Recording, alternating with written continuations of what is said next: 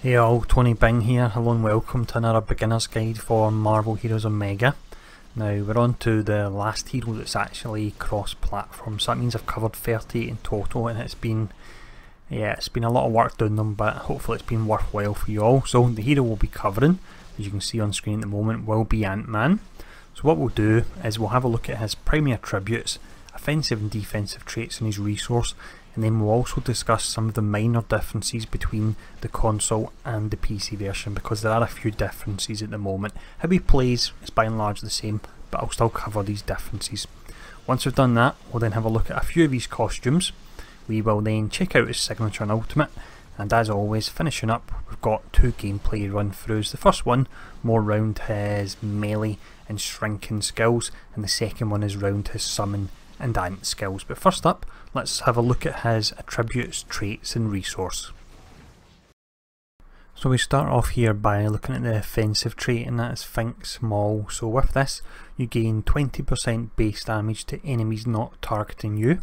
Your actual two attributes that you gain bonus damage from would be speed and intelligence. Now either of them are actually great. Speed can help bump up your dodge rating, and intelligence can give you the all important crit damage rating, so either of them really can be great.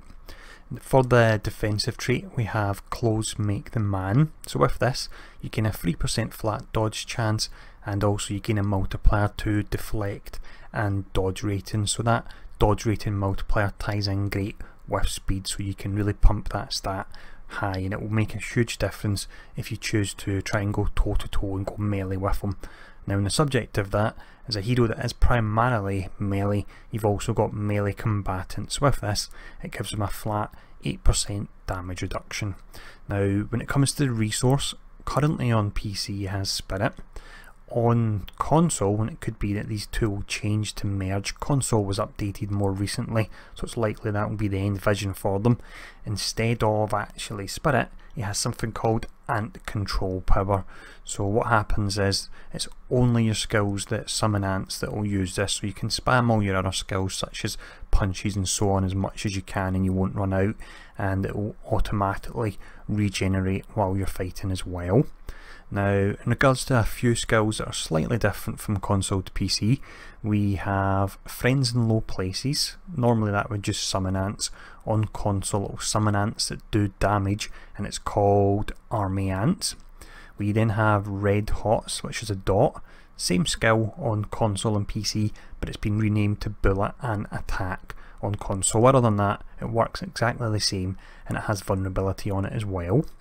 We then have Inch High Goodbye. So with this, through talents and console, you can change it to Giant Uppercut, so that's pretty great. With Inch High Goodbye, you're normally small when you punch. Through the talent for Giant Uppercut, you gain size and get bigger, which looks pretty nice. And finally, we have Tiny Takedown, which has changed from a spender on PC to an actual cooldown, an 8-second cooldown skill on console. How he works, by and large, is the same, and when we do the actual gameplay run-throughs and we run over the skills I've talked about, I'll highlight again the slight changes. But other than that, how he actually works from attributes, that works all the same. He's got the same defensive multipliers, his costumes are the same, signature, ultimate the same. So we've got a few differences, but the vast majority of his playstyle is the same. So this video should certainly give you a good idea of how he plays if you're looking to unlock him. Now, with all that covered, what we'll do next is we'll check out some of his costumes. As always, here we start off by looking at the default costume, and this particular version is from Avengers Now, and I really do like the style of this one. We then have the Scott Lang movie costume from the film that's fantastic. If you've not seen it, I would urge you to watch it. It really is a whole lot of fun. And then finally we have the Civil War movie costume, another great costume, another great movie. So what we'll do next is we'll have a look at his signature and ultimate. For the signature, we have a rather awesome skill called Bigfoot Sighting. Now this particular skill makes me quite excited about the prospect in the future of possibly getting a giant man playable. It would be great, don't know how likely it is it could happen, but if his moveset was similar to this skill, then it would be so much fun. Now with the skill, you have your huge damage packet as he grows large and slams down his foot. You do additional damage 50% to enemies in the centre of the target area. You'll knock down enemies, you gain bonus health for 8 seconds, and also on PC where he currently has Spirit, has his resource, you will regain 25% upon using the signature. So as much as the signature is great, what we'll look at next is a skill that's probably better, and that would be his ultimate skill. For the ultimate, we have a great skill called Ant-Nado. So you'll mount your faithful flying ant and you fly around the map engulfed in a tornado of ants. It works as a dot. While it's active, you gain damage resistance 60% as well, and it just looks pretty awesome. It really does look good. It actually looks like a skill that potentially Storm should have, and I know a lot of the Storm players are a bit jealous about the fact that Ant-Man has this, but maybe in time they will get it. For now, we've got Ant-Nado. So what we'll do next to enemies, we'll do some gameplay run-throughs. We'll start off showing the melee shrinking side of things. Once we've finished that, we'll then show off the ant and summon skills. But first up, let's have a look at his melee skills. So the first skill we look at here when we run through the subway to face off against Shocker will be Shrinking Strike. So this one, it's a basic melee attack. It will be your main spender. You can restore Spirit using this, or on console you will restore Ant Control power as you use it. Now next up we have a great move. You use this and you bounce in between the enemies as a tiny version, and this is called Bouncing Bullet. So you'll hit up to 8 enemies. Through talents we can modify this so you can actually hit up to 10 enemies as well. We then have Inch High Goodbye. So with this one you shrink and jump up and punch the enemy. You have the initial damage packet. It works as an execute, and as mentioned earlier on in the video, on console you can actually change this through talents and you can modify it into giant uppercut. So rather than shrinking and jumping up as a smaller version, you jump back up as a huge version, and it really does look really quite nice. Now next skill we have, this is one that's modified via talent. Now normally this is Little Car Throw, but we've actually changed it into Tanker Throw. So you have the initial damage packet, it will stun the enemy for 2 seconds, but on top of that you have a dot for 6 seconds as the huge tanker that you throw burns off as well. So this is really quite nice, and I like this as a throwback to the movie, of course. Spoiler alert here, when he has the tank and he throws that in, so it's pretty great. Now the next skill we have is one that actually differs from PC to console. The reason being is we have the Ant Control power on console, and if you use that, the skill it's called the Definite Particle, but if you use that you actually regenerate 100% of your ant, so it's great for getting your ACP back up if you've fired off a lot of skills that use it. The version we're showcasing here, it will actually stun the enemy, and rather than regening your resource, it actually gives you a buff. So it can give you a buff to either ants if you go for the summon build, or through talents you can modify it so you get a buff to shrink skills instead. Now the final skill we look at is one that you would use to spam clear trash. It does use a lot of ACP in console, so you'll need to get your resource up high before you can do that, but the skill in question is called Bioelectric Blast. It's a great looking skill, it acts as a weaken as well, and it can be nice for taking out trash, but again, as mentioned, you're going to want to get your resource up in order to be able to spam it. What we'll do now anyway is we'll fire off all these different melee and shrink skills to take down Shocker. Once we've done that, we will then do our second gameplay run through the Kingpin's warehouse, and that is where we show off all the ant skills, and they're probably a bit more interesting than the melee skills we've looked at, but that's Shocker down, so let's have a look at these ant skills.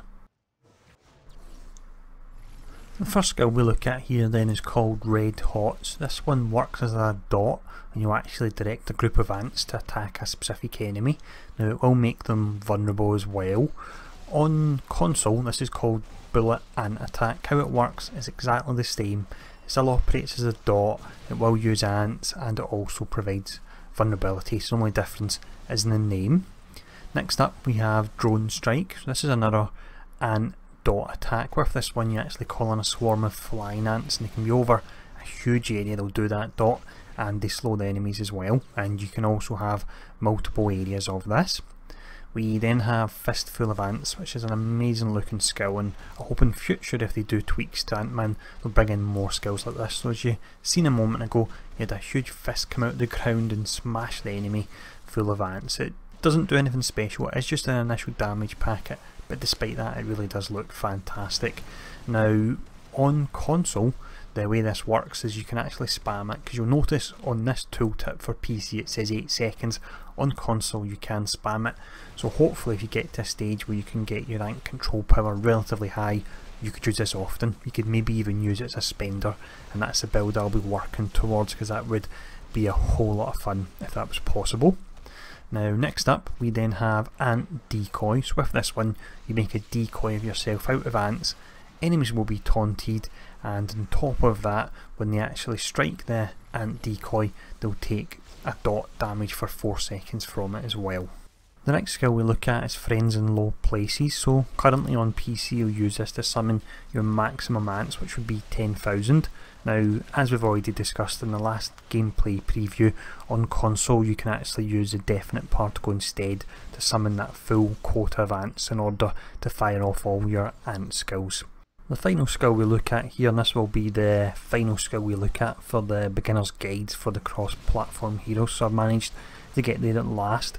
It would be for the colony. So you have a huge wave of ants that swarm towards the enemy and actually run down the screen, and it will pass through a lot of enemies. It costs a huge amount of ants to actually use, and on PC you can set it up so it uses all your ants, but it will do an insane amount of damage. And I've actually seen some builds that are built around just getting as much uptime on this particular skill and firing it off. But what we'll do, we'll finish up by firing off all these different ant skills on Dr. Octopus.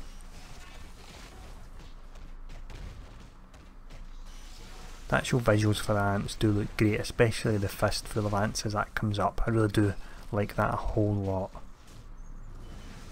And there's the for the colony there, you could see that.